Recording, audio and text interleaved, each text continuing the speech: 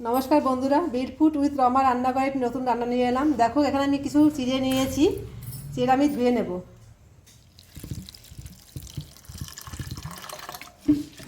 YouTube channel बना रहे। এবার চিড়েটা আমি একটু জল দিয়ে ভিজিয়ে নেব।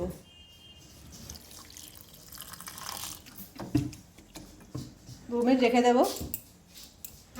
দেখো চিড়েটা কিন্তু ভিজে গেছে, এবার আমি জল দিয়ে ছেঁকে নেব।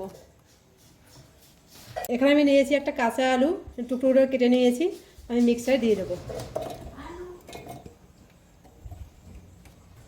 যে চিড়েটা ভিজে রেখেছিলাম তাও দিয়ে দেবো ভিতরে।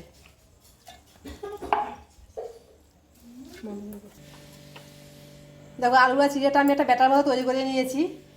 এর ভিতরে দিয়ে দেবো আমি একটা গ্রেট করে আদা।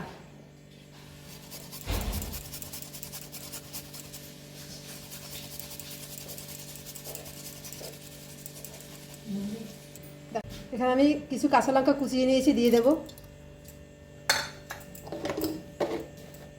মতো লবণ,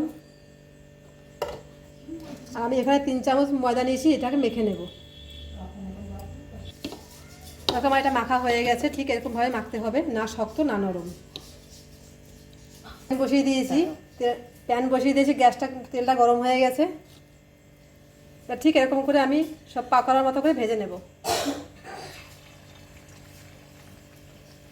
এভাবে কেটে কেটে বসিয়ে দেবো।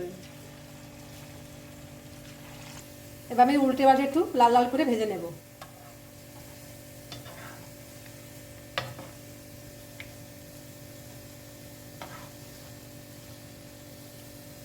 কাঁচা আলুর পাকোড়া কিন্তু হয়ে গেছে, এবার নামিয়ে নেব।